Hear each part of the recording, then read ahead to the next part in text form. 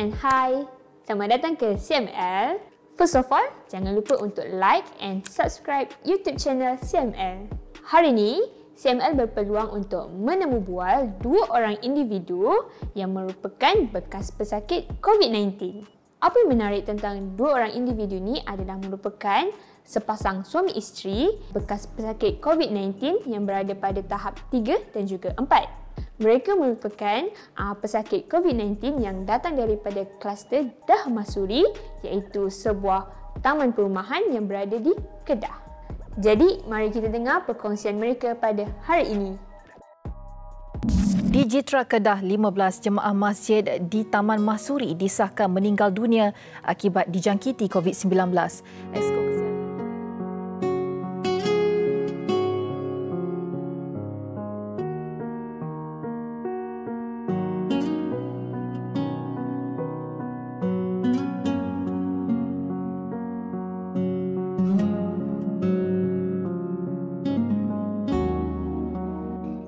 Ketika bulan puasa, kita sedang mengejar rahmat Allah, keberkatan Allah dalam bulan puasa ini. Kita tidak menjangka suatu musibah itu datang. Jadi biasalah masjid ni aktivitinya banyak. Kita dah dengar dah adanya kluster-kluster di tempat lain. Tapi kluster itu jauh. Jadi kita tak menyangka bahawa kluster COVID itu akan singgahlah di Taman Mahsuri ini. Tapi bukan sekadar singgah, tapi dia rupanya jadi satu tragedi. Sebenarnya pada bulan Ramadan tersebut, pada 10 malam akhir Ramadan tu, bermula dengan anak lelaki saya demam, tapi demam dia sekejap saja. Jadi saya anggap tu macam demam biasalah, bagi ubat. Kemudian selepas makan ubat dia sembuh. Kemudian 2 hari selepas itu suami saya demam. Masa tu dia masih kerja. Jadi semasa pergi menjalani praktikum, menyelia pelajar untuk menjalani praktikum, saya yang terpaksa drive bawa suami sebab keadaan dia sangat lemah, tapi dia kuatkan semangat. Dia kata ni tugas, dia perlu laksanakan tugas tu. Sebab pada masa tu kami anggap macam demam biasa sebab tiada mendengar berita lah tentang kawasan kami tu ada yang positif COVID. Jadi kita pun tak sangka benda ni akan berlaku sebab demam ni kita anggap perkara biasa lah sebelum ini kan. Makan ubat, dia lega. Kemudian balik daripada tugas tersebut, saya terus bawa ke klinik swasta dan doktor katakan bahawa ini demam biasa. Jadi perasaan kami tu agak lega lah. 2 hari dia dapat MC, kemudian saya pergi bekerja macam biasa sebab saya sihat. Kemudian anak saya pula pagi tu semasa kami bersahur, anak kata dia tak rasa apa-apa makan. Kemudian dan deria bau dia hilang. Saya kata cuba cari sesuatu yang berbau kuat lah untuk dia cium. Dia tetap tak bau. Jadi kami buat keputusan bahawa keesokannya hari Jumaat swab test lah, nak kepastian walaupun kita tak jangka lah benda tu COVID. Jadi pada hari Jumaat bila swab test, hari Sabtu dapat berita panggilan telefon daripada CAC dari KKM, anak yang dapat panggilan telefon sebenarnya. Kemudian doktor memberitahu yang anak saya positif. Pada masa tu saya tak terucap, air mata saja mengalir. Kemudian saya kata, ya Allah, aku reda lah ya Allah. Saya cakap macam tu saja. Walaupun air mata saya memang laju. Kemudian bermulalah episod di mana suami saya pada awalnya tu memang kami dah kuarantin sebab dia demam masa tu. Memang awal-awal dah masuk bilik kuarantin. Tapi anak saya sembuh sebenarnya. Anak saya dah tak ada apa-apa, cuma hilang deria bau. Dan anak lelaki saya tu dia juga menggalas tanggungjawab untuk mengambil adiknya yang di sekolah asrama penuh lah untuk balik ke rumah kebetulan untuk berhari raya kan.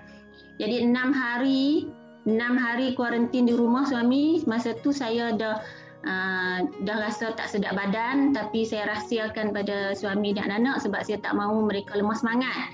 Saya makan ubat aja, makan ubat paracetamol, makan Panadol. Kemudian saya ada batuk sikit. Kemudian saya dapat rasakan mungkin saya juga akan dapat COVID sebab kontak rapat dengan suami dan anak. Tapi saya tetap bagi semangat. bila saya nampak suami saya lemah sangat dalam bilik kuarantin, dia nampak murung, makin hari makin lemah. Saya jadi risaulah. Saya dari luar bilik dengan pakai mask, saya akan bagi semangat. Saya kata kena kuat, tak boleh lemah sebab COVID akan serang kita lagi kuat kalau kita lemah. Jadi suami saya cuba gagah bangun baca Quran, bangun buat solat malam sebab kami tak pernah rasa merungut dan kami tak pernah cari siapa kontak rapat kami yang menyebabkan kami terlibat dengan kluster ini. Kami cuma berdoa pada Allah minta dijauhkan dan disembuhkanlah. Kemudian bila keadaan suami saya memang dah lemah sangat pada hari raya, selepas sembahyang sunat hari raya, dia nak jadi imam juga. Dia kata ni dia nak jadi imam juga, dia boleh, dia kuat. Masa dia menjadi imam sembahyang sunat hari raya kami tu, saya nampak pergerakan dia memang lambat, bacaan dia tersekat-sekat. Habis pada solat, baca doa, anak baca khutbah, kemudian dia baring, dia tidur. Saya hantar makanan, masa saya hantar makanan, dia tak makan, tak ada selera. Tiba-tiba dia cakap dia macam nak pitam. Kemudian saya cepat-cepat minta anak telefon CAC, doktor yang sentiasa memantau keadaan kami lah apabila di kuarantin, keadaan dia dan anak.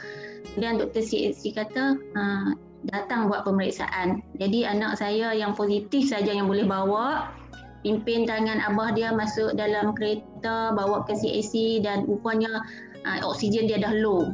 Kalau kami lambat memang dia akan dapat yang lebih teruk lah, yang lebih memudaratkan. Jadi tindakan dia, doktor cepat-cepat hantar dia ke hospital. Petang tu ambulan datang ambil.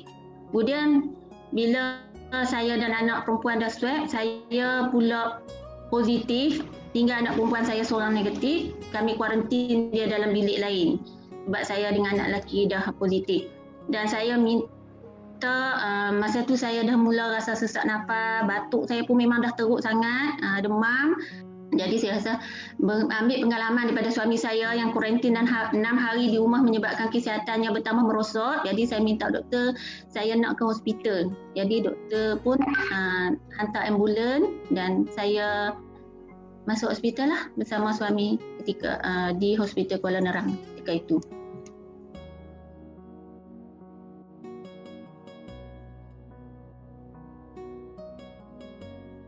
Apabila sampai saja di hospital, memang frontliner kita ni berasa hadapan kita memang cekap. Mereka terus bagi rawatan segera. Saya kekurangan oksigen, mereka terus memberikan oksigen, bantuan oksigen, dimasukkan drip air dan kami dipantau 24 jam lah dipantau di situ. Yang pentingnya pengawasan itulah antara rawatannya, pengawasannya. Darah diambil hampir setiap hari untuk dikenal pasti tahap jangkitan. Antara ubat yang diberikan, ubat kalau dia ikut kita lah, kalau kita demam dia akan bagi ubat demam, kalau susuma dia bagi ubat susuma, batuk dia bagi ubat batuk. Ubat paru-paru yang dimasukkan, ubat berkaitan untuk mengawal buah pinggang, sebab apa juga organ dia boleh menyerang, dengan mula dengan daripada bahagian hidung daripada bahagian pernafasan kita, daripada tenggorok kita, paru-paru kita. Antibiotik memang diberikan pada setiap hari sebab ketika itu antibody kita memang dah lemah. Oksigen pun sentiasa dipantau, jantung, paru-paru mereka akan ambil bacaan. Jadi ini semua pentinglah untuk antara kaedah rawatan yang diberikan, pemantauan itu bertujuannya untuk mereka berikan rawatan pada kadar yang betul dan kadar dengan cukup. Jelas menunjukkan bahawa COVID tiada ubat sebenarnya, tapi rawatan untuk gejala itu yang penting. Macam disebabkan saya demam yang teruk tahu, suhu hampir 40. Berbanding suami saya, demam dia rendah, cuma dia kekurangan oksigen dan keradangan. Disebabkan demam, kemudian saya batuk, hilang deria bau masa di hospital. Kata doktor yang mula-mula merawat, Dr. Parker, iaitu Dr. Mau, semasa saya masuk ke hospital itu saya telah mendapat keradangan yang teruk sebab saya demam dan batuk yang berlarutan. Jadi sangat menakutkan ketika berada di hospital. Pada satu malam bila saya tak dapat bekalan ubat, sebab doktor dia akan bagi ubat berdasarkan progres jangkitan. bila demam saya menurun, doktor dah stop ubat. Jadi malam itu demam saya tinggi. Tak ada idea nak buat macam mana. Nurse tak datang. Nurse dia ada tugas, dia ada masa untuk masuk UBIDA waktu malam. Jadi saya tak dapat cari nurse. Saya buat tindakan sendiri. Saya basahkan tuala, saya balut tuala, basah satu katil, kemudian saya masuk ke bilik air. Di bilik air tu saya buka pancuran, saya duduk di bawah pancuran tu pukul 3 pagi. Saya batuk sekuat-kuatnya sehingga saya dapati batuk saya bercampur dengan darah lah. Allah nak bagi saya fikir, kekuatan saya kena bina. Saya tak boleh lemah. Jika Allah nak ambil nyawa aku sekarang, apa persiapan aku sebenarnya? Ini adalah hikmah Allah bagi untuk aku kuat. Jadi saya bangun, saya bina kekuatan, saya ambil wuduk, lepas saya tukar baju, saya solat sepanjang malam. Dari situ saya rasa lebih tenang. Walaupun ubat demam tu hanya membantu untuk melegakan, tetapi sebenarnya penyembuhnya ialah daripada Allah. Walaupun saya dalam keadaan lemah, saya solat, saya baca Quran setiap waktu. Saya habiskan beberapa juzuk sehari. Setiap waktu saya baca Yasin. Saya solat malam tanpa henti. Akhirnya saya rasa selesa dengan keadaan.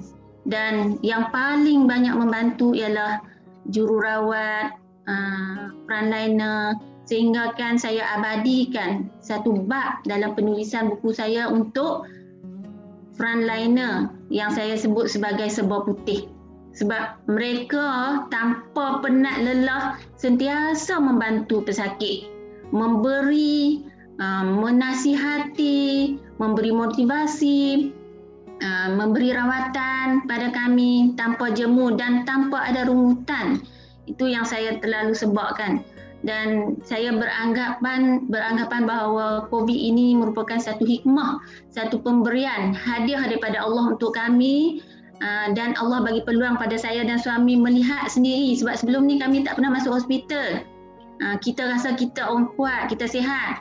Allah beri kami lihat sendiri keadaan bagaimana betapa besarnya pengorbanan frontliner kita, jururawat, doktor, petugas kesihatan dan semualah yang terlibat. Keikhlasan mereka membantu pesakit-pesakit COVID sembuh memang tidak terbalaslah jasa. Doa kami setiap kali semoga syurga buat mereka nanti.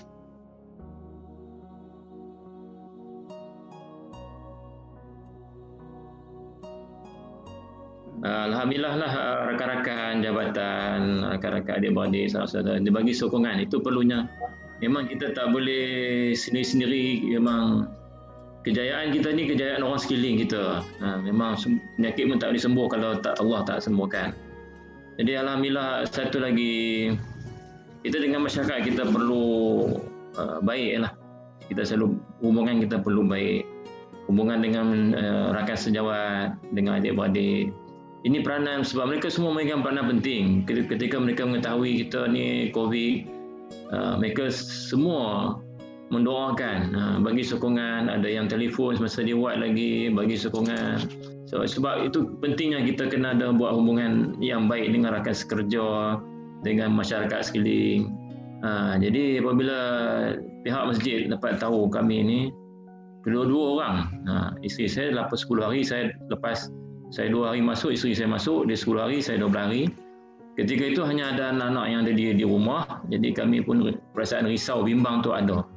Tapi alhamdulillah apabila rakan-rakan sekitar, rakan-rakan jawatankuasa masjid, masyarakat dia tahu kami, keadaan kami gini, mereka jiran menghantar makanan, sangkut depan rumah, telefon, bendahari masjid, jawatankuasa, sukarelawan masjid, datang menghantar makanan sebab mereka tahu dalam keadaan ini apa yang perlu ialah makanan lah, sebab tak boleh keluar. Kawasan Dah Masuri ini pun PKPD, dah jadi PKPD. Jadi alhamdulillah lah, masyarakat sekeliling prihatin. Ada orang bersendirian, ada NGO juga yang hantar makanan. Ketika lah pada masa itu, ketika itu jangkitan COVID dah semakin berluasa, seluruh dunia pun, seluruh Malaysia pun tak tahu dah masuk Taman Masuri di mana kan.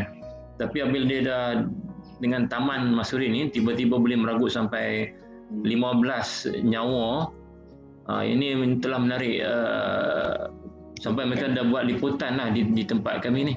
Saya sebenarnya mula dapat tentang positif suami dan anak positif tu, saya sebenarnya takut tau. Saya takut nak mengumumkan perkara ini. Sebab bagi saya kemungkinan besar orang akan penerimaan orang ramai macam mana. Contohnya kita pernah satu keluarga di pulau disebabkan positif. Bila dapat saja suami dan anak positif COVID, saya dengan kekuatan yang saya ada tanpa pengetahuan suami, saya menulis satu mesej di dalam grup WhatsApp masjid lah. Saya mengumumkan bahawa saya memohon maaf kepada masyarakat, kepada jemaah masjid, bahawa suami dan anak telah positif. Memohon maaf jika kami ada kontak rapat dengan sesiapa, dan saya menganggap bahawa ini adalah satu yang saya kena berterus terang. Saya tak boleh rahsiakan. Kalau kami rahsiakan bermakna kami tidak menyekat penularan itu. Bila kita umumkan, jadi sekurang-kurangnya orang lain mengambil tindakan seperti masing-masing akan pergi swab test, buat ujian saringan.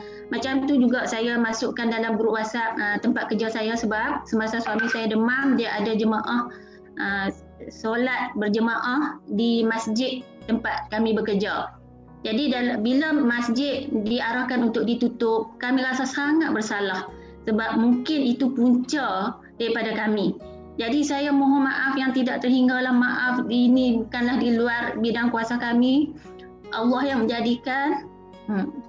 Saya kata kami redha, sama-sama kita mencari, memburu malam Lailatul Qadar, tapi ujian ini kami yang terima. Jadi kami harap semua rakan-rakan maafkan kami kerana masjid terpaksa ditutup.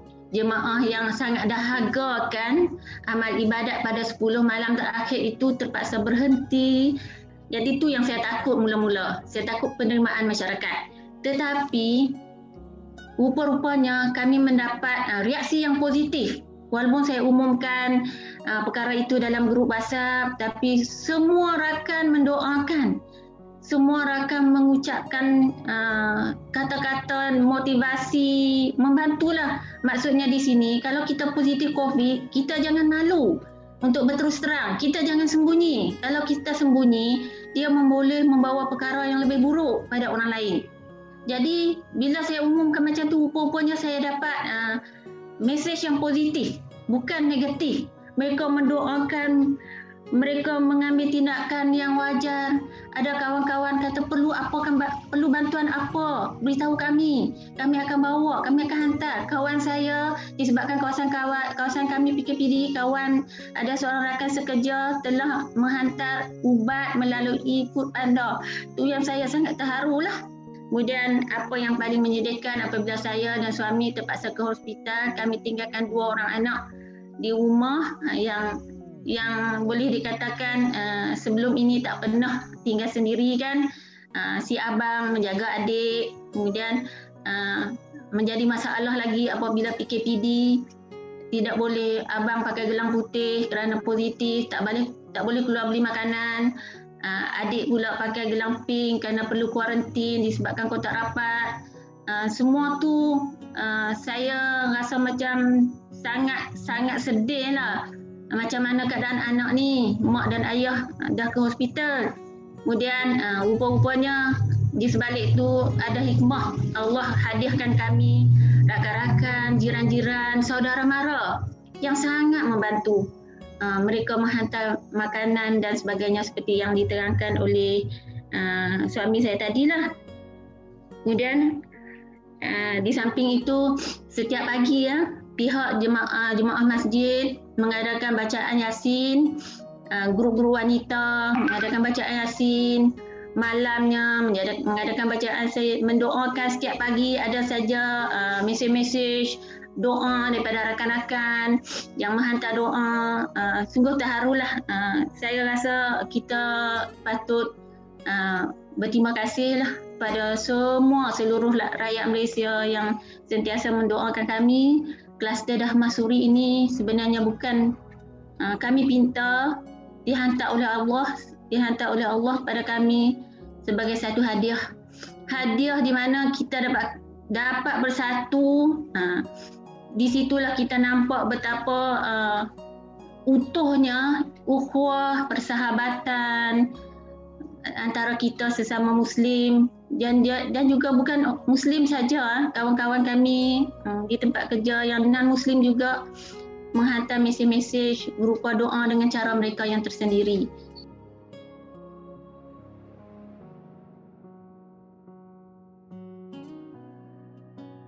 Walaupun kami dah dapat discharge daripada hospital, kesannya masih ada ketika itu.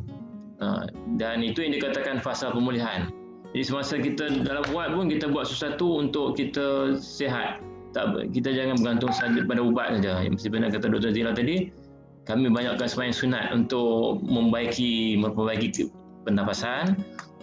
Banyak baca Quran untuk mengatur semula pernafasan sebab saya kurang oksigen kan. Jadi itu diteruskan selepas sembuh daripada COVID. Sebab apa? Pesakit COVID ini apabila mereka dah balik, dah discharge daripada hospital, ada suatu istilah dinamakan long COVID. Jadi bagi yang mereka sembuh sebenarnya, kesan COVID ini masih ada. Terutama pada seminggu, 2 minggu selepas kami keluar wad tu, kami masih lagi, simptom COVID itu masih ada lagi dalam badan kami. Masih ada dalam, iaitu antaranya keletihan, batuk, yang itu ada rasa sakit di dada, demam-demam. Yang tak sesema jadi sesema selepas COVID. Dia ada penyakit bau. Kadang-kadang tu sakit dada, rasa benda-benda macam sekarang. Sampai sekarang masih ada lagi rasa benda-benda. Isteri pun rasa kesakitan di bahagian dada itu selepas kita keluar. Maknanya kena berterusan lagi amalkan apa yang orang petua, minum air lemon ke air kelapa, masih lagi diteruskan. Yang penting mental. Selain fizikal, kita kena buat senaman sikit-sikit. Memang fight betul lah, memang perjuangan. Fight for COVID ni memang betul perjuangan. Perjuangan jaga SOP, perjuangan untuk menghadapi, perjuangan selepas jangkitan tersebut, walaupun dah dikatakan bebas pun, masih lagi berjuang lagi untuk menjaga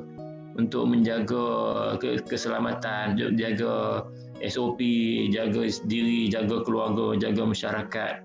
Perjuangan masih teruskan. Kita masih fight. Sekarang ni pun kadar COVID itu tinggi di negara kita, sampai 20 lebih kan. Jadi perjuangan masih teruskan, iaitu jaga kesihatan, jaga emosi kita, bersenam dan sebagainya. Ini perlu diteruskan walaupun selepas COVID. Walaupun dah hampir 3 bulan, tapi memang sentiasa rasa tak selesa. Kadang-kadang demam, 3 hari sekali dia akan batuk. Kemudian di dada kita, sebab saya radang yang teruk tau. Walaupun saya tidak ada masalah oksigen dan berada pada tahap 3, tapi keradangan saya lebih teruk daripada suami sebab saya ada batuk dan demam yang berlarutan. Jadi sekarang dada saya sentiasa rasa nyilu, rasa pedih. Sebenarnya mula saya duk fikir, adakah aku dapat COVID kali kedua? Fikir juga macam tu. Tapi saya baca maklumat, kumpul maklumat tentang long COVID berkaitan bekas pesakit COVID lah. Banyak sangat info yang saya dapat berkaitan long COVID. Jadi rupanya saya memang ada long COVID sampai sekarang. Kadang-kadang saya akan rasa sengah-sengah badan, rasa tidak selesa lah. Keadaan ini menyebabkan saya sangat trauma nak keluar berdepan dengan orang ramai, dan saya berkurung sajalah di rumah. Kalau nak keluar sekejap, saya pastikan saya jaga betul-betul SOP. Kita jangan terlalu gembira sangat bila kita kata kita dah bebas dari COVID dan kita tak boleh menjangkiti orang lain. Ikut maklumat, imunisasi badan kita kuat. Kita jangan terlalu selesa dengan keadaan itu. Sebab long COVID ni agak bahaya juga. Dia boleh menyerang lagi sistem dalam badan. Ambillah vaksin. Walaupun kita sudah bebas, kita rasa imunisasi badan kita kuat, kita jangan tak ambil vaksin. Ambil vaksin, dan alhamdulillah kami berdua dah lengkap 2 dos dan rasa seronok, tapi masih menjaga SOP. kerana bagi saya cukuplah sekali keperitan mengalami COVID itu. Pesakit COVID yang pada tahap 1 dan 2 mungkin mereka menganggap itu adalah demam biasa, seperti demam biasa, sebab ada suara-suara yang mengatakan bahawa ala COVID ni macam demam sesama saja. Sebenarnya bukan. COVID mengganggu sistem dalam badan kita. Dia bukan bagi kita demam saja, dia boleh ganggu sistem badan. Contohnya kencing manis ya. Kami tidak ada sejarah kencing manis, tapi semasa di hospital suami saya paras gula dia 20 lebih. Saya juga yang tidak pernah ada sejarah kencing manis, tapi bila masuk hospital semasa COVID, gula saya jadi berbelas, pernah sehingga 16. Dia ganggu sistem. Jangan anggap dia macam demam sesama biasa. Kemudian tekanan darah saya memang low. Sampai nurse berulang kali dia ambil tekanan darah saya sampai turun 40 lebih pun pernah. Kita sembuh daripada demam, tapi sistem dalam badan kita tu, sebab tu ambil masa untuk pulih.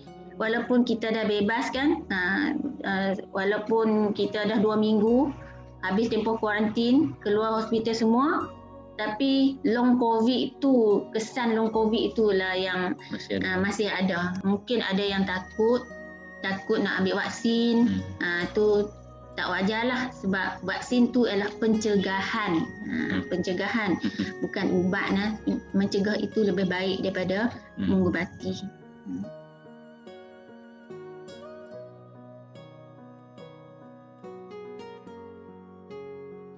Baik, nasihat saya kepada masyarakat, sesungguhnya COVID-19 ini adalah benar berlaku, dan sesungguhnya bahaya. Ketika masa kami kena COVID ini, kadar COVID hanya boleh menjangkiti 15 minit selepas kita berinteraksi dengan seseorang. Namun demikian, dengan kehadiran Delta, virus varian baru ni, dan yang nak masuk ni lagi bahaya kabarnya.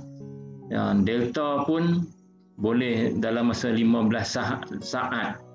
Subhanallah, ya tuan-tuan dan puan sekalian, ini bukan suatu benda yang main-main. Bukan demam biasa ya. Jadi patuhilah SOP kerajaan, ambil vaksin. Kita kena ikut arahan kerajaan. Kalau majlis fatwa keluar diharuskan, selalunya mesyuarat majlis fatwa itu bukan para ustaz saja, tapi yang hadir dalam mesyuarat itu ialah ahli sains, pakar-pakar perubatan juga. Malah seluruh dunia pun mencadangkan supaya adanya penjarakan fizikal. Kita patuhlah. Dan COVID-19 ini juga memang mengubah gaya hidup kami sebelum ini. Jadi daripada sebelum ini mungkin kita rasa macam bebas, kita rasa selamat. Kini tak lagi. Kami rasa perlu hati-hati, jangan keluar rumah. Dan kita kalau keluar, jangan keluar rumah kalau tak ada suatu keperluan. Walaupun vaksin ini banyak pun, kalau kita tak jaga SOP, ia boleh menjangkiti sesiapa sahaja. Yang mengambil vaksin pun, dah cukup 2 dos pun, kita perlu kuarantin. Pfizer 7 hari, Sinovac 14 hari di rumah. Itu kita kena patuhlah. Jadi ilmu macam ni kita kena cari supaya kita dapat jaga diri dan juga jaga keluarga dan masyarakat. Kita tak mau lagi angka yang besar-besar sampai 20,000 kes baru macam ini. Ini satu yang membahaya sampai kita tak boleh bergerak ke mana-mana. Satu perkara yang saya boleh ingatkan pada pesakit COVID, kalau kita dah dapat positif tu, fikiran kita kena positif juga. Jangan kita dapat positif, fikiran kita jadi negatif. Sebenarnya tak betul yang tu. Kita kena positif dulu, barulah kita boleh bina kekuatan. Dan saya lihat di hospital, yang tadi semua suami dah terang, di hospital ni kebanyakan pesakit COVID, dia terlalu murung. Dia macam menyalahkan diri, menyalahkan orang lain. Sepanjang yang saya berada di hospital tu, kebanyakanlah pesakit COVID dia berfikiran macam tu. Jadi tak nak buat sesuatu yang boleh membangkitkan kekuatan kerohanian. Mungkin duduk baring, lepas tu bangun, baring lagi, berehat. Tak ada apa benda pengisian yang dibuat.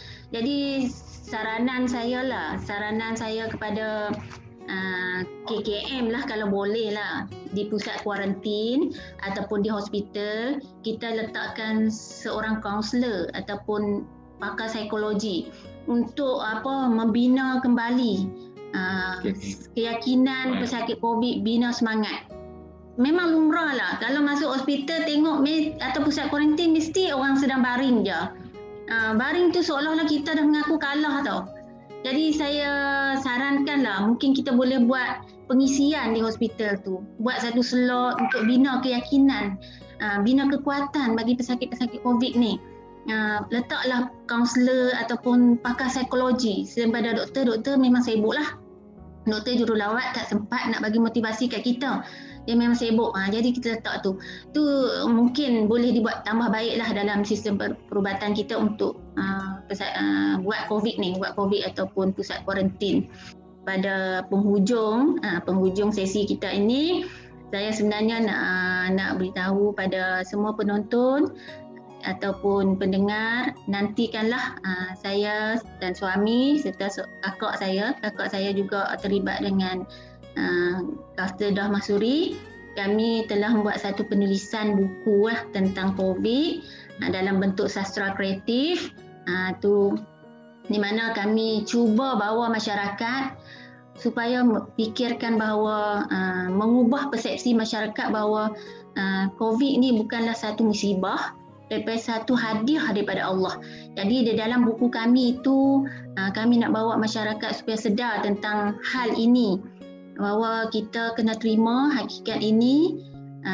Kluster Dahmasuri inilah yang sebenarnya itulah hikmahnya. Kluster Dahmasuri ini bukan satu yang musibah kepada kami, tapi merupakan satu hadiah yang nak beri kesedaran pada masyarakat bahawa makhluk halus COVID itu yang kita tidak nampak itu merupakan tentera Allah yang dihantar untuk membenteras segala kesombongan dan mengangkat keagungan dan kekuasaan Allah itu, bahawa Allah itu boleh menghidupkan dan Allah juga mematikan. COVID juga seperti kita juga sebagai makhluk, pada suatu hari Allah akan mematikan makhluk tersebut. Allah yang menjadikan makhluk dan Allah juga yang mematikan. Kita doa supaya diangkat COVID ini, ditingkatkan amalan kita, supaya kita lebih dekat pada Allah. Angkatlah COVID ini ya Allah, dan kami reda dengan apa saja ketentuan-Mu. Sesungguhnya Kaulah yang maha berkuasa dan Kaulah yang tidak berbilang-bilang. Angka setiap hari kita tengok beribu-ribu orang dijangkiti COVID kerana kita ialah makhluk yang boleh berbilang-bilang, tapi Allah tidak berbilang-bilang. Itu nasihat saya lah kepada masyarakat supaya lebih positif menerima. InsyaAllah COVID ini akan berlalu pergi jika kita menganggap ia adalah sebagai satu hadiah daripada Allah.